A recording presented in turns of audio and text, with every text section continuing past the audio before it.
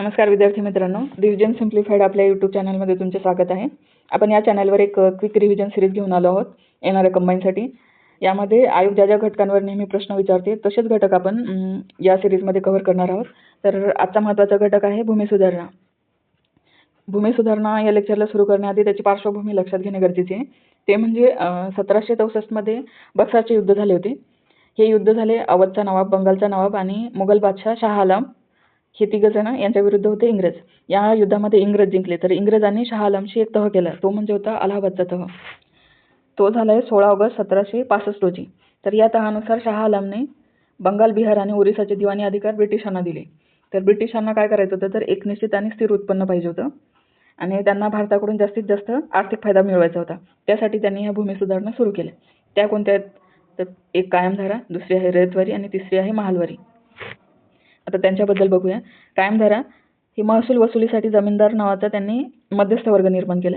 रयतवारीमध्ये त्यांनी काय केलं, कायमधारामध्ये त्यांना अपयश आले होते ते बघितले. त्यांनी मध्यस्थ काढून टाकला आणि डायरेक्ट सरकार आणि शेतकरी यांच्यातच थेट संबंध प्रस्थापित केला. महालवारीमध्ये त्यांनी काय केलं, कायमधारा आणि रयतवारीमध्ये जेही दोष होते ते काढून टाकले आणि महाल म्हणजे गावालाच डायरेक्ट महसुलाचे एकक मानले. म्हणजे गावच महसूल जमा करेल, संकलन करेल आणि ब्रिटिशांकडे जमा करेल.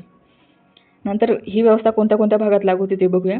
कायमधारा लागू होती बिहार, बंगाल, ओरिसा, नंतर मद्रास आणि वाराणसीमध्ये. रयतवारी लागू होती मद्रास, मुंबई, पूर्व बंगाल, आसाम आणि कुर्गामध्ये. महालवारी लागू होती आग्रा, अवध, उत्तर प्रदेश आणि मध्य भारताचे काही भाग.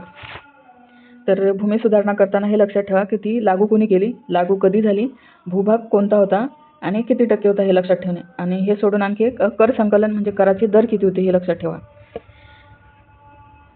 आता बघूया कायमधारा व्यवस्था. हे लागू कधी झाली, 1793 मध्ये. पण याआधी हे लक्षात ठेवा की 1790 मध्ये त्यांनी ही 10 वर्षासाठीच लागू केली होती फक्त. पण 93 मध्ये निर्णय घेतला की आपल्याला आता ही व्यवस्था कायमस्वरूपी लागू करायची. ही लागू कोणी केली, लॉर्ड कॉर्नवॉलिसने. तर यासाठी समिती कोणती होती, जॉन शोर याची समिती होती. या समितीने अहवाल दिला आणि मग ही व्यवस्था लागू झाली.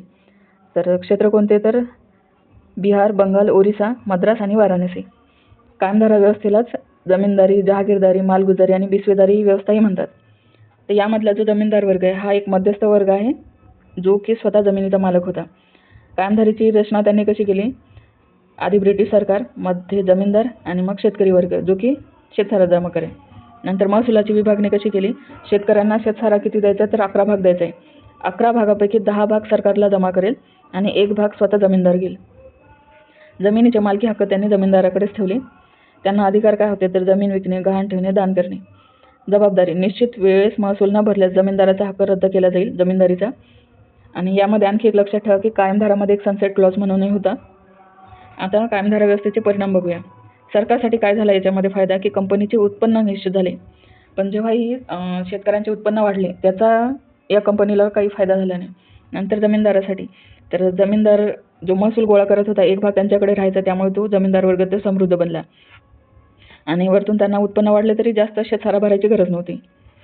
नंतर शेतकऱ्यांवर काय परिणाम झाला ते बघूया. शेतकऱ्यांचे तर जमिनी हक्क गेले. सारा भरण्यासाठी त्यांना जमिनी गहाण ठेवावं लागल्या, त्यामुळे सावकारांकडून त्यांचे शोषण वाढले होते. ग्राम जीवन विस्कळीत झाले आणि जे कृषी व्यवस्थेमध्ये स्थैर्य होते तेही या पद्धतीने नष्ट झाले. आणि हे सोडून एक लक्षात ठेवा की कायमधारा ही जी व्यवस्था आहे ती 19% म्हणजे जो ब्रिटिशांचा भाग होता त्याच्यापैकी 19% भागावर ही लागू होते. आता बघूया रयतवारी व्यवस्था. ही लागू कधी झाली आहे, 1820 मध्ये. लागू कुणी केली आहे, थॉमस मंद्रो आणि कॅप्टन रीड यांनी. कोणत्या प्रांतात लागू झाली, मद्रास, मुंबई, पूर्व बंगाल, आसाम आणि कुर्ग. याचा हेतू काय होता की जी जमीनदारी पद्धती याच्यामधील जो मध्यस्थ आहे जमीनदार त्याला काढून टाकायचं आहे आणि सरकार आणि फक्त शेतकरी राहील. तर शेतकरी वर्गाला जमिनीची मालकी आणि भोगवट्याचे अधिकार मिळाले होते. ते डायरेक्ट ब्रिटिश सरकारला महसूल देत होते. महसुलाचे निर्धारण त्यांनी कसे केले, की जमिनीची मोजणी करून घेतली आणि तिच्या कुवतीनुसार उत्पन्नाचा अंदाज घेऊन महसुलाचे आकारणी केले. महसुलाचा दर होता 55%, जो की खूप अधिक होता. महसुलाचा दर कायमस्वरूपी नव्हता. मुंबई प्रांतात हा दर त्यांनी 30 वर्षासाठीच ठरवला होता. शेतकऱ्यावर याचा काय परिणाम झाला ते बघा. सकारात्मक काय झालं, तर त्यांना मालकीचे हक्क मिळाले होते, जमीन त्यांच्या मालकीची होती. पण सगळ्यात खराब गोष्ट काय होती, तर दर हा इतका अधिक होता की या पद्धतीने शेतकऱ्याचे कंबरडेच मोडले. ते जमिनीचे मालिक तर होते पण 55% दर द्यायचा आहे आणि ओलित जमीनसाठी 60% तुम्हाला शेतसारा भरायचा आहे. यामुळे त्यांची परिस्थिती सुधारली नाही. आता बघूया तिसरी व्यवस्था जी आहे महालवारी. ही कधी चालू झाली तर 1822 याचे कारण काय होतं तर जमीनदारी आणि ही जी रयतवारी व्यवस्था यामध्ये जे दोष दिसून आले त्यांनी या व्यवस्थेमध्ये ते कमी करण्याचा प्रयत्न केला. ही संकल्पना होती होल्ट मॅकेन्झी आणि मार्टिन बर्ड यांची. यांना म्हणतात उत्तर भारतातील जमीन महसूल व्यवस्थेचा जनक. ही लागू केली आहे विल्यम बेंटिकने. क्षेत्र कोणते तर आग्रा, अवध आणि उत्तर प्रदेशातील काही भाग. महालवारी व्यवस्था होती जवळपास 30% भूभागावर लागू होती. नंतर व्यवस्थेची रचना कशी होती. महसुलिका कोण होते तर महाल म्हणजे गाव. नंतर जबाबदारी कोणावर होती. गावातील सर्व जमीन मालक हे संयुक्तपणे आणि व्यक्तिशःही जबाबदार होते. पण महसुलाचे संकलन करून करत होते तर गाव प्रमुख किंवा इतर मध्यस्थ हे गावाकडून महसूल घ्यायचे आणि ब्रिटिशांना जमा करायचे. मालकी हक्क कोणाकडे होते. जमिनीची मालकी आणि भोगवटा एकाच मालकाकडे असे जनरली तर शेतकऱ्यांकडे. पण महसुलाची जबाबदारी सामूहिक होती जी होती गावप्रमुखाकडे. याचा परिणाम काय झाला. प्रत्येक शेतकऱ्याची गावाशी व्यवहार करणे सरकारला सोपे गेले. नंतर शेतकऱ्यांवर काय परिणाम झाला. सामूहिक जबाबदाऱ्यांमुळे त्यांच्यावर दबाव वाढला. याचा मुख्य दोष काय होता की ही कायमधारा आणि रयतवारीचे यांनी दोष तर दूर केले पण याच्यामधला जो महसुलाचा दर होता तो खूपच अधिक होता. त्यामुळे ही काही शेतकऱ्यांसाठी चांगली व्यवस्था ठरली नाही. महालवारी लागू होती जवळपास 30% प्रांतावर. आणि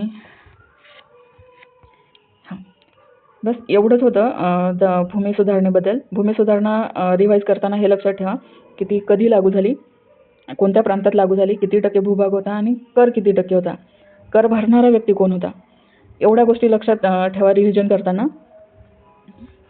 चला तर मग लेक्चर कसे वाटले हे कळवा. आणि याची PDF तुम्हाला टेलिग्राम चॅनलवर मिळून जाईल ज्याची लिंक आहे डिस्क्रिप्शनमध्ये आम्ही दिलेली आहे. थँक्यू.